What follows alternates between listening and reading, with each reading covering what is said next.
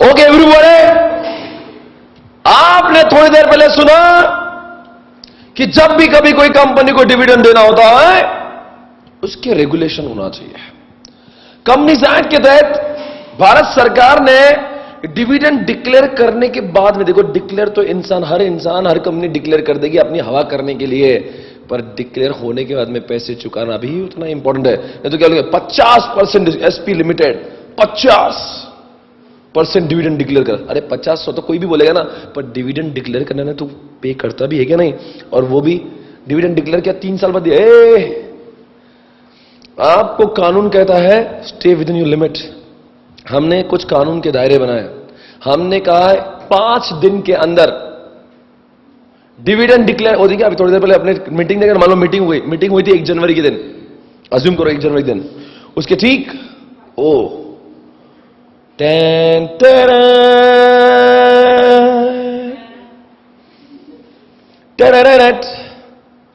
5 दिन के अंदर आपने बैंक के अंदर एक खाता खुलवाना चाहिए, सेपरेट अकाउंट। कंपनी का वो रेगुलर अकाउंट ना हो, रेगुलर बैंक अकाउंट नहीं, it should be a different account, dividend account बोल के, जिसके अंदर आपने जितना भी डिविडेंड डिक्लेयर किया हो, मतलब डिविडेंड, इसका मतलब डिविडेंड तभी डिक्लेयर करे जब आपकी औकात है बैंक में पैसे डालने की, नहीं तो चुपचाप बैठना। जब जनरल मीटिंग में डिविडेंड, मतलब जनरल मीटिंग तभी डिक्लेयर करना, अर्थात जब आपके इसमें पैसा है, क्योंकि जनरल मीटिंग के बाद अगर 5 दिन के अंदर अगर अपने पैसे, समझ रहे हो ना, तो ये आप कानून के दायरे में आ जाओगे। उन्होंने कहा है 5 दिन के अंदर सेपरेट अकाउंट खुलना चाहिए और उस अकाउंट में पूरे पैसे जितना डिक्लेयर किया हुआ है वो पूरा इधर जमा करवा दो। हो गया ना, जमा हो गया। आगे क्या 5 दिन के अंदर डिपॉजिट हो गया, उसके बाद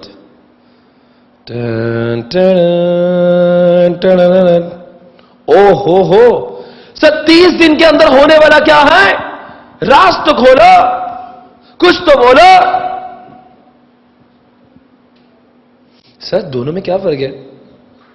बैंक में आपने आपके डाले ना पैसे, वहां से आप चेक निकालोगे ना, मतलब पैसे रहेंगे। मतलब आईसीआईसीआई बैंक में मैंने 50 करोड़ डाले, अब सबको उस बैंक अकाउंट के चेक भेज दूंगा सबके घर पे, चेक तो 4-5 दिन में पहुंच जाएंगे।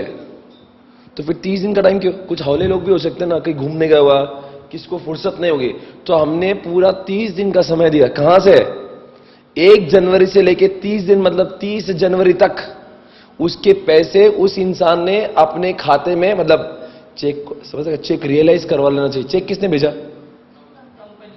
चेक किसने भेजा? कंपनी ने भेजा ना। तो चेक इसने जमा करके 30 दिन के अंदर सारे पैसे इस कंपनी से, बोलो ना, सामने वाले पर्सन के अकाउंट में वो क्रेडिट हो जाना चाहिए। मतलब उस इंसान की रिस्पॉन्सिबिलिटी क्या है? Within 30 days he should realize, मतलब he should deposit the cheque into the bank, समझ रहे ना, that cheque should be realised.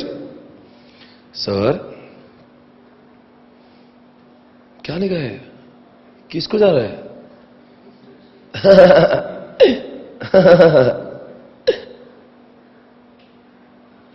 ये सब क्या है?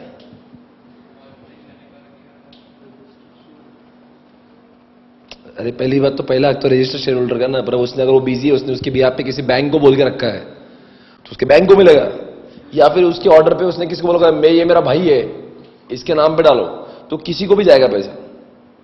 मतलब ये तो कोई बात नहीं ना, एक तो रजिस्टर शेयर होल्डर को जाएगा, या तो उसने किसी बैंक को बोला उसको जाएगा, या किसी इंसान को उसने ऑथराइज किया कि मेरा भाई मेरे बिहाफ पे, मेरी वाइफ मेरे बिहाफ पे, उस तरह से। अच्छा, पैसे कौन से फॉर्म में? अब अच्छा बताओ, क्या आपको लगता है कि जो पैसे जा रहे हैं वो क्या वो कैश दिए जा सकते हैं क्या? Yes, cash. पर क्या वो चेक के फॉर्म में भी दिए जा सकते हैं क्या? यस। पर क्या वो पोस्ट डेटेड चेक के फॉर्म में दिए जा सकते हैं क्या? 3 महीने बाद रियलाइज करवा लेना। साला पोस्ट डेटेड बोला तो तुम तो 6 महीने का पोस्ट डेटेड चेक दोगे, अलाउड ही नहीं है। मतलब पैसा किसमें जाना चाहिए? कैश, चेक, वो भी पोस्ट डेटेड। मान लो ऐसा आपने किया, आपके मन में विचार आया, दिवाली के दिन जनरल मीटिंग हो रही है, एक सोने का कॉइन दे दो 10-10 ग्राम का, सोने का सिक्का दे सकते क्या? हाँ या ना? क्या लगता है, लॉजिक क्या लगता है? अभी उसका इवैल्यूएशन कौन करेगा भाई, वो कितने का है क्या है? कभी भी शेयर का dividend It should be given in what? Cash or check. It cannot be given in what? Any kind. Kind मतलब क्या?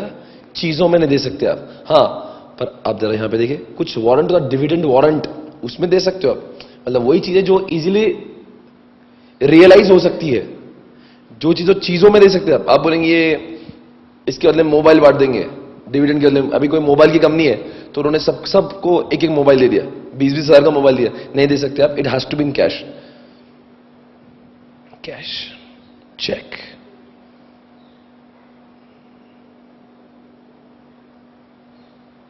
समझा?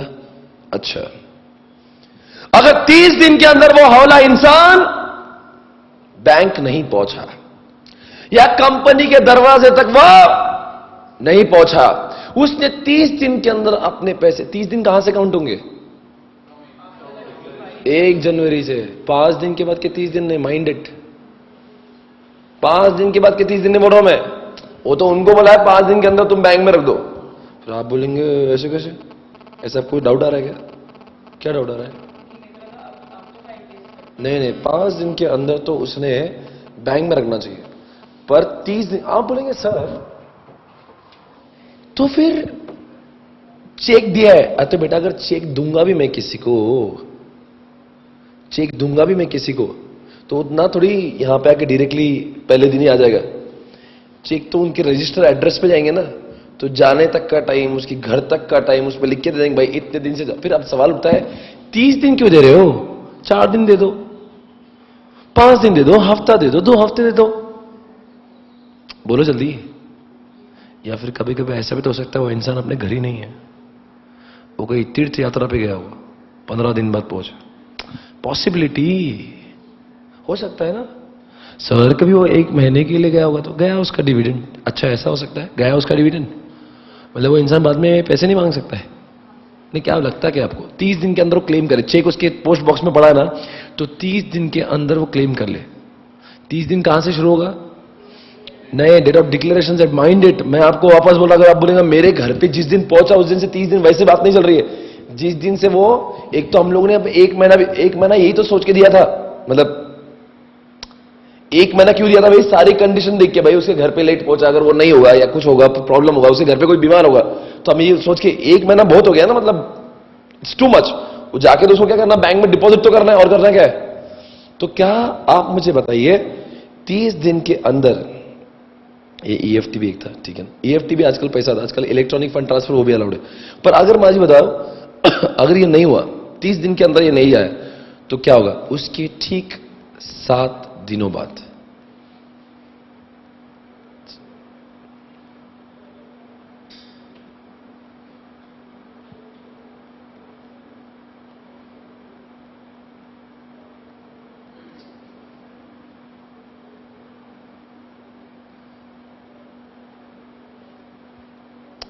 तीस दिन खत्म होने के 7 दिन बाद, मतलब मीटिंग का 37th डे तक भी, समझेगा? वापस से मैं बोलता हूं, 30 दिन तक वहां नहीं आया, मतलब he is suppose to claim within 30 days. बात क्लियर है? पर अब क्या करेंगे, कंपनी को भी प्रोसीजर और पूरा सब कुछ करना पड़ेगा. किसने किसने क्लेम नहीं किया? अरे कुछ लोग तो होंगे जो नॉर्मल होंगे, उन्होंने क्लेम किया, मतलब 80% तो पैसा चला गया.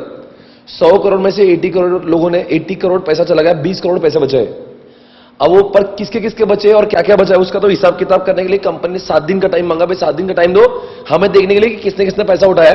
पर जो 20 करोड़ के पैसे, क्या वो कंपनी के बाप के हैं? क्या कंपनी उसके साथ में कुछ भी कर सकती है? मतलब वो शेयर होल्डर 30 दिन में क्लेम नहीं किया, इसका मतलब उसका डिविडेंड पे अधिकार नहीं है. और क्या वो इंसान पिछले 10 साल से तुम्हारा शेयर होल्डर है, मतलब 10 साल से तुम्हारे ऊपर विश्वास रखा, तुम 30 दिन के बाद में बोल रहे हो उसका डिविडेंड नहीं है? मतलब क्या उसके लिए आप रुकना चाहिए कि नहीं रुकना चाहिए? मतलब he is still liable to get his dividend. क्या वो अभी भी क्लेम कर सकता है? हाँ. इसीलिए पर कंपनी ने ये 20 करोड़ का जो पैसा है वो अपने वर्किंग कैपिटल में नहीं यूज करना चाहिए. ये पैसा उठाकर जो 20 करोड़ जो बचा हुआ है, कौन से यहां का, देखो ना, यहां से कितने करोड़ पैसे गए, यहां पे कितने पैसे थे? 100 करोड़ थे, 80 करोड़ गए. अब कितने करोड़ है? अब 20 करोड़. इस दिन हिसाब हो गया कि 20 करोड़ अभी बचे हैं, तो कहां पे डालना चाहिए? वो पूरा के पूरा 20 करोड़ कहां पे जाना चाहिए बताओ? वो पूरा के पूरा 20 करोड़ अनपेड डिविडेंड अकाउंट बोल के एक अकाउंट खुलेगा। Transfer to unpaid dividend account. आप मुझे तो क्या वजह हो सकती है इसके पीछे? हाँ? ताकि उस पैसे का वो इस्तेमाल अपने धंधे में ना करे, क्योंकि कल से अगर वो शेयर होल्डर आएगा, साहब मेरे पैसे, आप उसको यही बोलोगे नहीं साहब अब तो हमने जब दिया था आप तो तब थे नहीं, अब हम देंगे। हम मना नहीं करते, देंगे जरूर, इस समय तो नहीं है, अभी तो हमने धंधे में पैसे अटका दिया। अरे कल से कोई शेयर होल्डर कहां भीख मांगने जाएंगे आपसे? एक काम करो ना, why don't you open a separate account in the bank, unpaid dividend account, in which you are going to deposit how much, 100 crore और 20 करोड़? 20 करोड़ आप इस अकाउंट में जमा कर दो। अच्छा, उसमें वो भी लिखा है मतलब अगर उन्होंने 20 करोड़ नहीं जमा करे तो हम ऐसा मानेंगे 20 करोड़ जमा करना चाहिए। अब मुझे बता नहीं जमा करवाया था, इसका मतलब क्या है? उन्होंने पैसे खुद के मतलब यूज करना चालू। अरे कोई भी इंसान को अगर पैसा घर पे नहीं पड़ने देगा, कोई ना कोई उसको काम पे लगाएगा ना पैसों को। तो अगर तुम्हें नहीं जमा करना तो मत जमा करे, पर तुम्हें 12% इंटरेस्ट देना पड़ेगा उसके ऊपर। समझ में आ रहे लगे? 12% interest. I hope you getting this. किसको जाएगा वो? आपको सेंट्रल गवर्नमेंट को देना पड़ेगा कि आपने अनपेड डिविडेंड अकाउंट में पैसे जमा क्यों नहीं करा। एमसीए आपको पूछ सकता है कि जो 20 करोड़ जो अनक्लेम्ड है, जो डिविडेंड अनपेड है, उन पैसों का आपने क्या किया। एमसीए ये मान बैठ रहा है कि आपने ये पैसे स्वयं के फायदे के लिए बिजनेस में यूज करना चालू कर दिए है। आप चालू करना तो कर दीजिए, 12% ब्याज उसके ऊपर। वो 20 करोड़ अभी भी तुम्हारे बाप के नहीं है। अच्छा एक बात बताओ, 20 करोड़ का हुआ क्या? अगर ये 20 करोड़ संभाले जाएंगे पूरे 7 साल तक, हम अपने वालों का इंतजार पूरे 7 सालों तक करते हैं। 7 सालों तक भी वो इंसान, वो शेयर होल्डर, वो दरिंदा नहीं पहुंचा। अरे कुछ हैवानियत के लोग होंगे 7 साल तक, वो हवलत 7 साल, पता नहीं क्यों शेयर होल्डर बना। 7 साल तक भी वो पैसे मांगने, पर 7 साल तक मांगने आया तो देंगे, देंगे ना, देंगे। 7 सालों तक वो पैसे रिमेन्स।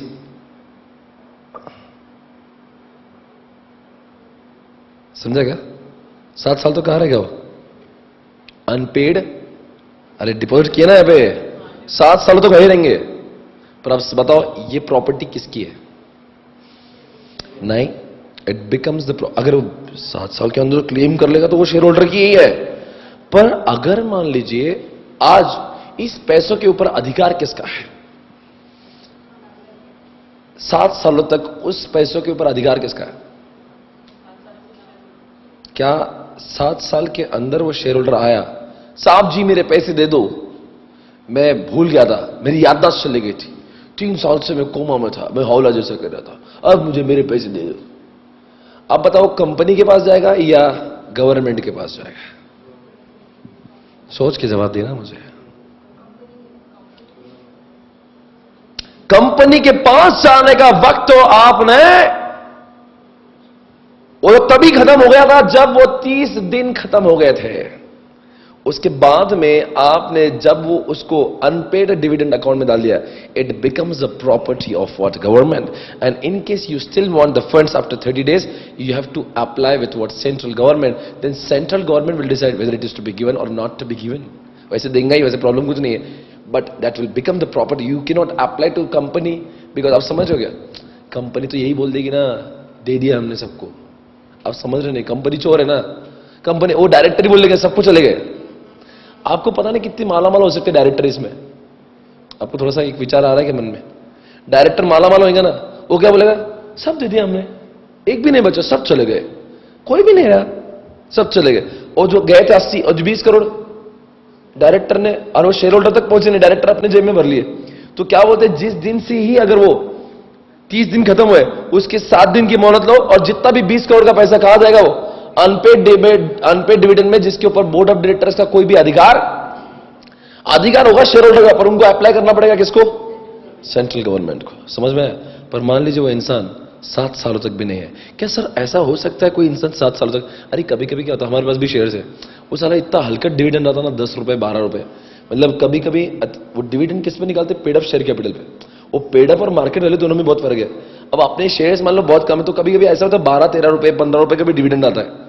तो इंसान वो 10 रुपए तो वो मेहनत को महंगा है ना, पर एक्चुअली में 10-10 रुपए वाले भी बहुत लोग होंगे, तो उनका मिलाकर तो करोड़ों में जाएगा ना वो। तो अभी कोई हल्का आदमी 10 रुपए तो कभी क्लेम नहीं करेगा। मतलब अगर मुझे भी आएगा चेक तो बोलेंगे, और बैंक वाला भी क्या सोचेगा मेरे बारे में, क्या साहब इतना तो आने जाने का पेट्रोल लगता है आपको, क्या है तुम छपरी 10 रुपए के लिए आ गए यहाँ पे, तो इज्जत में क्या बोलेंगे, जान दे भाई इस 10 रुपए तो मिलेंगे पर इज्जत जाएंगे। तो कोई बात नहीं, अनक्लेम्ड डिविडेंड 7 सालों तक भी मैं करूंगा नहीं, पर 7 सालों बाद आखिर होगा क्या, 7 सालों तक, 7 सालों तक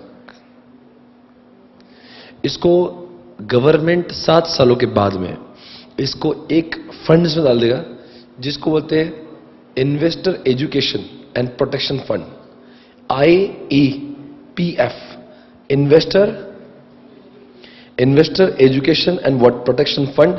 7 साल के बाद में ये पूरा के पूरा पैसा अब वो इन्वेस्टर एजुकेशन नाम ही लिखा उसके, इन्वेस्टर के एजुकेशन मतलब अवेयरनेस बढ़ाने के लिए और उनके प्रोटेक्शन के वास्ते ये पैसों का इस्तेमाल किया जाएगा। आपको समझा क्या क्या हुआ? I hope you are able to understand what has happened. एक बार पूरा रिकॉल करते हैं वापस से, एक बार बोलेंगे इसके बारे में, पूरा हटा देता हूं। अरे आधा चैप्टर इसके ऊपर है, मतलब बहुत कुछ था इसमें, बहुत सेक्शंस इन्वॉल्व है। ये तो मैंने आपको पढ़ा दिया ना ऐसे, इसमें there are lot of sections are getting involve. ये तो आपको समझेगा भी, जब मैं पढ़ाऊंगा तो आपको लगेगा चाहिए ऐसा ऐसा ऐसा, ठीक है, पर हम लोग ऐसे ही समझेंगे उसको। वो क्या किया इन्होंने, अलग अलग सेक्शन में बताए, 5 दिन में जमा करो, 7 साल के बाद में इधर जमा करो। बेयर एक्ट थोड़ी ना ऐसा लिखता है, बेयर एक्ट के उनको मतलब नहीं है, वो तुम कुछ भी करो, वो तो अलग अलग सेक्शन में लिख के ठोक देगा ऐसा, फिर बाद में तुम इंटरप्रेट करते बैठो ऐसा। तो ठीक है ना, अब बताओ सबसे पहले क्या हुआ, ये मीटिंग हुई थी, याद है? ये 1 जनवरी के दिन इंसान देखो कैसा होले से कर रहे हैं। ये जो भी आवाज थी ये 1 जनवरी की आवाज है, 1 जनवरी 2016। उसको बोलते हैं डेट ऑफ, बोलेंगे ना डेट ऑफ डिक्लेरेशन के 5 दिन के अंदर। तो डेट ऑफ डिक्लेरेशन मतलब वो जिस दिन इंसान चिल्ला रहा था, तो उस दिन से 5 दिन के अंदर कहां जाना चाहिए। आप जो जो आएगा आप पहले से बताओ ना मुझे, 5 दिन, फिर क्या होगा, फिर 30 दिन उन लोगों ने अपना पैसा, 30 दिन कहां से, 1 जनवरी से क्या करना चाहिए उन्होंने, मतलब उन्होंने क्लेम कर लेना चाहिए। क्लेम मतलब उन्होंने अपना अपना पैसा ले लेना चाहिए अपने अकाउंट में, कितने दिन के अंदर, 30 दिन के। अगर मान लो, अच्छा वो पेमेंट करने की अलग तरीके, वो भी हमने बात की इसके ऊपर। पेमेंट एक तो किसको जाएगा, शेयर होल्डर को जाएगा, या फिर उसी ने किसको डायरेक्शन किया होगा, या फिर उसने किसी बैंक को बोला हमारे बिहाफ पे कलेक्ट करो तो उनको जाएगा। अब डिविडेंड कौन से फॉर्म में जाता है, पहले देख लो। अब डिविडेंड कौन से फॉर्म में जाता है, कैश और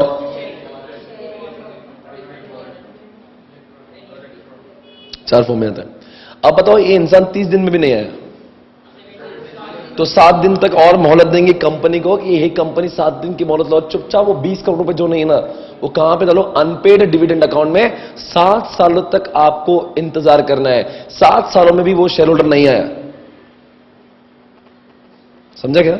अच्छा वो भी एक बात बताना, अगर वो उसने अगर 7 दिन के अंदर भरे ही नहीं पैसे, तो 12, ऐसा हम लोग मानेंगे कि वो जो कंपनी है वो अपने खुद के फायदे के लिए यूज करता है, उसको 12% का इंटरेस्ट कौन चालू करेगा? अब तो ये 20 करोड़ किसकी प्रॉपर्टी हो गई, तो गवर्नमेंट लेगा 12%, किसको जाएगा, वो गवर्नमेंट को जाएगा, बिकॉज अब तो वो पैसा आपका है नहीं। अगर मान लो 20 करोड़ में से 10 करोड़ रुपए क्लेम हो गए और 10 करोड़ बच गए, तो 10 करोड़ किस में जाएंगे वो, नहीं वो क्या नाम था उसका, इन्वेस्टमेंट एजुकेशन एंड व्हाट, ये गवर्नमेंट का एक अलग फंड है, मतलब उसके ऊपर सीजी का ही अधिकार है, समझा ना? ये अनपेड डिविडेंड अकाउंट कितने सालों तक प्रिजर्व करना पड़ेगा, 7 साल। मतलब हम अपने शेयर होल्डर का रास्ता कब तक देखेंगे? अरे क्या हुआ मालूम क्या, एक इंसान 3 साल बाद आया, बोले मैं 3 लाख का डिविडेंड था, तो 3 लाख तो मैं 3 साल से आया नहीं मैं, तो अब 3 साल से तुम मेरा पैसा यूज कर रहे, तो तुमने उसके ऊपर बैच तो कमाया होगा, लाओ मेरे बैच के पैसे भी दो। वापस से बोलो क्या, एक शेयर होल्डर को होश आया है 1 जनवरी 2016 का पैसा, वो हौला 1 जनवरी 2019 में आया पैसे मांगने, लाओ मेरे पैसे देंगे ना, बैच देंगे क्या? वो बोला बैच भी दो, तो अब आपने पैसे यूज किए, उसको बैच देना नहीं पड़ेगा? इस बैच का मालिक कौन है? ये बैच का जो पैसा है वो पूरा क्या पूरा उस फंड में जाएगा। कौन सा फंड? वो इन्वेस्टर एजुकेशन, मतलब वो सेंट्रल गवर्नमेंट की property, it is not the, वो शेयर होल्डर थे, कोई इतना ही प्रॉब्लम था तो तुम्हें आना चाहिए था, you should have come on 1 January 2016, why you have come now? It is your mistake, you have committed mistake, now you don't not have any right to ask for interest. अब तुझे किस बुनियाद पे हम इंटरेस्ट दें? तुझे क्या अधिकार है इंटरेस्ट मांगने का? ठीक है ना? गया, इधर गया, समझ गया ना? Everybody understood? आप लिख पाओगे बगैर देखे?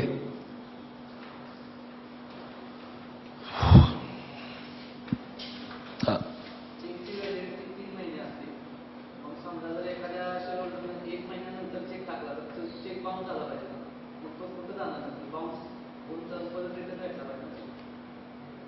बोल दो कैसे? 3 महीने का वैलिडिटी होगा ना?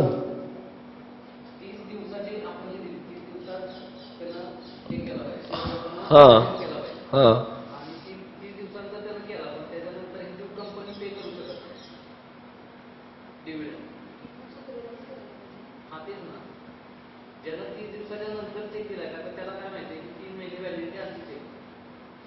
नहीं नहीं, बोलते वो 30 दिन के बाद में भी आ रहा ना चेक लेके, तो तब बैंक में पैसा ही नहीं रहेगा तो क्या करेगा वो?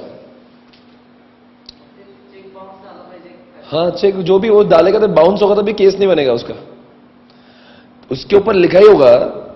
अच्छा, वैसे उसमें आपको ये भी बता देता हूं, उसके ऊपर जो है ना, उसके ऊपर डेट लिखा रहेगा। वो डेट तुम बोल रहे कि 3 महीने तक चलेगा, बट अगर वो 3 महीने कब चलेगा? जब वो आप बोलेंगे 30 दिन बाद आया तो वो चेक रियलाइज हो जाएगा उसका। पर प्रॉब्लम है कि वो बैंक में ये जो पैसे इस बैंक के, अच्छा बताओ इस बैंक में कितने दिन तक पैसे रहेंगे? नहीं, कितने दिन तक वो रखेंगे पैसे? 30 दिन के बाद में। उसके बाद में वैसे भी 7 दिन बाद तो उधर से निकाल के उनको कहाँ डालना है, तो बाउंस ही होने वाला है। तो बाउंस होगा भी तो कंपनी के ऊपर केस नहीं होगा, बिकॉज उसके ऊपर तो पहले उसको साथ में नोटिस भी क्या होगा, you can not deposit this cheque after 30 days gets over. तो along with the cheque he must have got some notice कि it has to be deposited within 30 days। वैसा अब ये कॉपी मत करना, ये अपने अपने दिमाग से ऐसा ही लिखो, पर समझ में आ रहा है ना? मतलब खुद का दिमाग लगाओ इसमें। एक हॉरिजॉन्टल पेज लेके अच्छे से पूरा लिखो ये सब। इसमें बहुत सारे सेक्शंस कवर्ड है, अच्छे से करना, इसमें मस्ती मत करना कुछ। ये बहुत काम की चीज, नहीं समझ में आने पर आप देखो इधर। और वो 30 दिन किससे, 7 दिन किससे, वो बराबर लिखना। मतलब मैं आपको किससे किससे एक बार पूछ लूं क्या? एक बार मुझे पूछना है, सुनो ना। 5 दिन कब से? डिक्लेयर से। 30 दिन कब से? वापस से डेटा डिक्लेयर से। और 7 दिन कब से? वो 30 के बाद के 7 दिन। और वो 7 साल कब से? वो 30 और 7 जाने के बाद के 7 साल। मतलब वो समझ रहे हो ना कब से? ठीक है।